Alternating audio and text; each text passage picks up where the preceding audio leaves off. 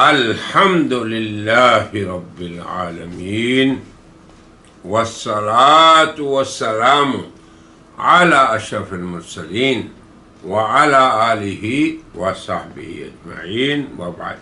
یقول اللہ عز وجل وَإِذْ يَعِدُكُمُ اللَّهُ إِحْدَى الطَّائِفَتَيْنِ أَنَّهَا لَكُمْ وَتَوَدُّونَ أَنَّ غَيْرَ ذَاتِ الشَّوْكَةِ تَكُونُ لَكُمْ وَيُرِيدُ اللَّهُ أَن يُحِقَّ الْحَقَّ بِكَلِمَاتِهِ وقال تعالی وَلَقَدْ نَصَرَكُمُ اللَّهُ بِبَدْرٍ وقال جل جلالہ هَذَانِ خَصْمَانِ اخْتَصَمُوا فِي رَبِّهِمْ۔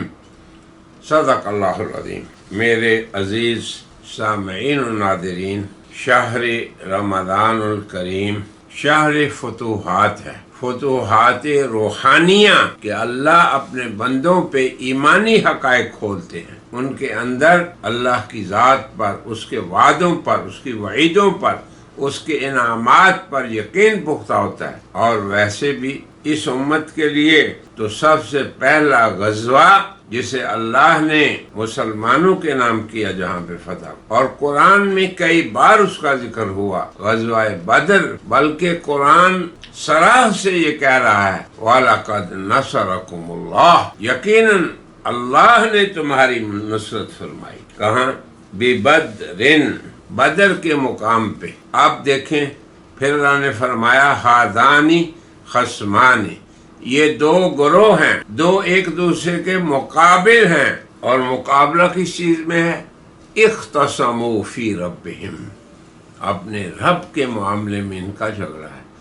ایک فریق یہ کہتا ہے کہ ربنا اللہ، ہمارا رب اللہ ہے، حسبنا اللہ، وہی کافی ہے، نعم المولا و نعم النصیر، وہ مولا سید آقا ہے ہمارا اور بہترین مددگار ہے۔ اور دوسرا فریق ان سے اس لیے لڑتا ہے، خصومت رکھتا ہے کہ وہ اللہ کو رب کیوں کہتے ہیں۔ دیکھیں مشرکین کی بھی طبیعت۔ بہرحال غزوہ بدر جو ماہ مبارک ماہ رمضان کی 17 تاریخ کو پیش آیا، یہ وہ عظیم الشان معرکہ ہے جسے اللہ پاک نے فرمایا یوم الفرقان، یہ یوم فرقان ہے، حق اور باطل، اہل حق اور اہل باطل، اللہ والے فریق اور اللہ کے مخالف فریق کے درمیان یہ معرکہ ہے۔ اور پھر اللہ فرما رہے ہیں کہ وَمَن نَّصْرُ إِلَّا مِنْ عِنْدِ اللَّهِ، کہ نصرت اللہ کی طرف سے آتی ہے۔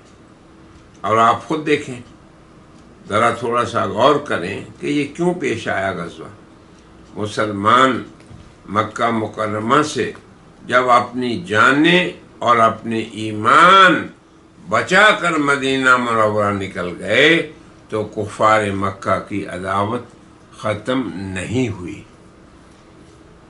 بلکہ یہاں تک کہ اہل مکہ کا ایک قافلہ شام، ابو سفیان جو اس وقت مسلمان نہیں ہوئے تھے، اس کی قیادت میں شام گیا،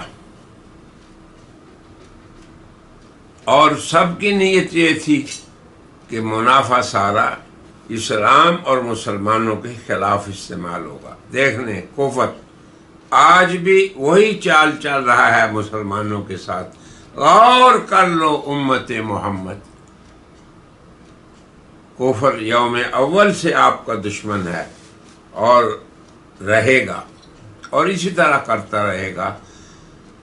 کفر کی کوشش یہ ہوگی کہ وہ تمہیں مٹائے، مگر اللہ کے ارادے یہ ہیں کہ حق کو اور اہل حق کو باطل اور اہل باطل پہ غلبہ نصیب فرمائے۔ اسی لیے آپ کو یہ بھی یاد رہے کہ غزوہ بدر میں جب یہ قافلہ نکل کے بچ نکلا، یعنی اللہ کی حکمت، مسلمان تو چاہتے تھے کہ تجارتی قافلے کے ساتھ مڈبیر ہو، اس کو بھی قرآن میں اللہ نے ذکر کیا، تو تم تو یہ چاہتے تھے کہ زور نہ لگے، غیر ذات الشوکۃ تکون لکم، یعنی تجارتی قافلہ ہے، اس کو فوراً ہم اس پہ غلبہ پا لیں گے۔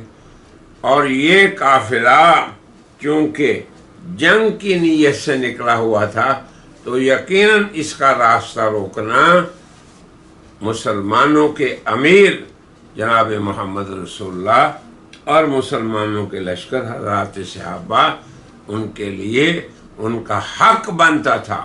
اور ہر دور میں ایسے ہی ہوتا ہے کہ دو فریق جب آپس میں مقابل ہوں، مدبیر ہوں، ان کا تقابل ہو تو ہر فریق اپنے لیے موقع تلاش کرتا ہے، یہ عین فطرت کا اصول ہے۔ بہرحال اللہ کو یہ منظور نہیں تھا کہ تجارتی قافلے سے مسلمانوں کا ٹکراؤ ہو، نہیں، اللہ چاہتے تھے کہ قوت کو قوت کے ساتھ ٹکرایا جائے۔ وہ کیسے؟ واللہ یرید ان یحق الحق بکلماتہ، اللہ یہ چاہتے تھے کہ کفر کی طاقت کھل کر تمہارے خلاف نکلے اور وہ جمع ہو کر تمہارے خلاف تمہارے ہاتھوں اللہ کی نصرت سے مغلوب، مقتول، ذلیل اور خوار ہوں۔ اور یہی ہوا۔ غزوہ بدر کے واقعات میں سبھی مورخین نے لکھا ہے، سیرت والوں نے، کہ جب رسول اللہ صلی اللہ علیہ وسلم ایک ٹھکانے پہ آ گئے میدان بدر میں اور دوسری طرف کفار، تو یہیں سے نصرتیں شروع ہو گئی۔ اللہ نے بارش برسا دی جس سے مسلمانوں کو فائدہ ہوا۔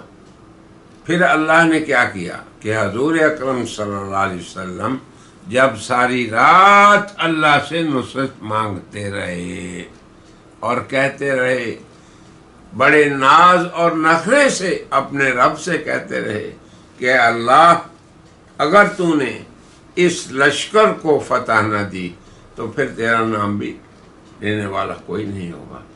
تو اللہ نے دیکھیں کیسی غیرت کھائی رحمان نے کہ اللہ نے فرشتوں کو کہا کہ یہ غزوہ ایسا ہے کہ تم اترو، میں بھی تمہارے ساتھ اتروں گا۔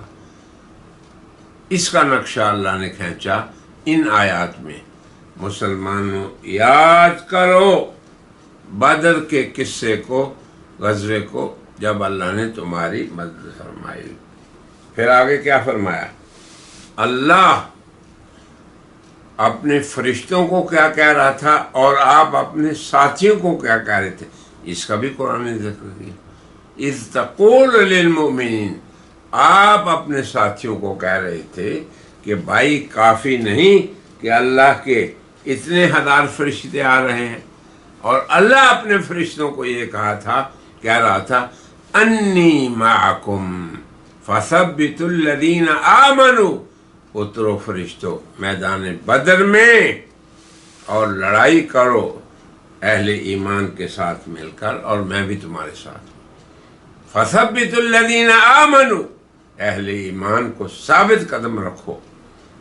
سألقی فی قلوب الذین کفروا الرعب، دل تو سب کے اللہ کے ہاتھ میں ہیں، اللہ نے فرمایا میں ان دلوں کے اندر رعب ڈال دوں گا۔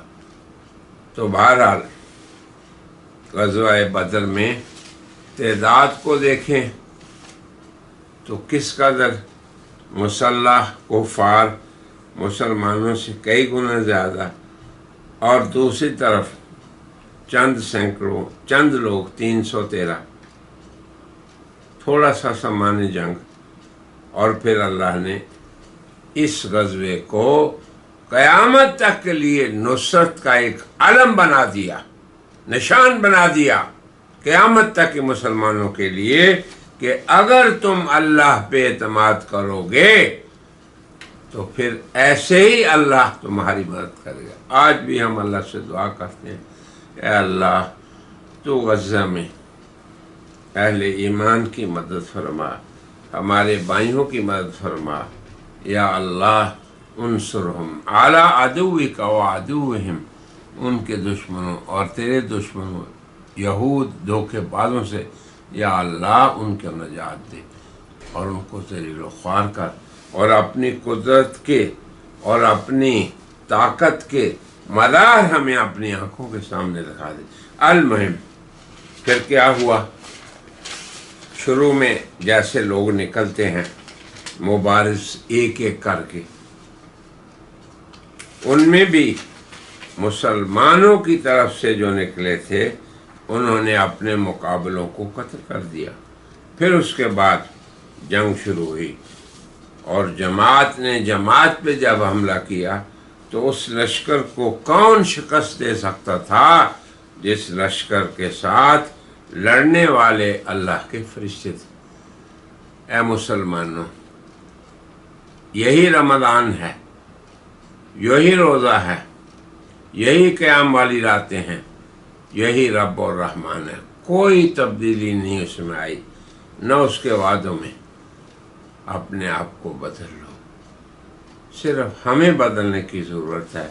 یہ میری گزارش ہے ہر مسلمان بھائی بہن بیٹے بیٹی بچے اور بچی سے کہ اپنے آپ کو تبدیل کرنے کا عزم کر لو۔ آج بھی اللہ کی وہ نصرتیں آپ کے انتظار میں ہیں، فرشتے آج بھی انتظار میں ہیں۔ تو اللہ تبارک و تعالی نے قرآن حکیم میں کئی جگہ اس غزوے کا ذکر فرمایا۔ کہیں یہ فرمایا کہ دیکھ لو لوگو کیسے دو فریق مد مقابل ہوئے، پھر کیسے ہم نے اس فریق کو جس نے اللہ کی الوہیت اور ربوبیت کا اقرار کیا تھوڑے ہونے کے بعد غالب کر دیا کثرت والوں پہ۔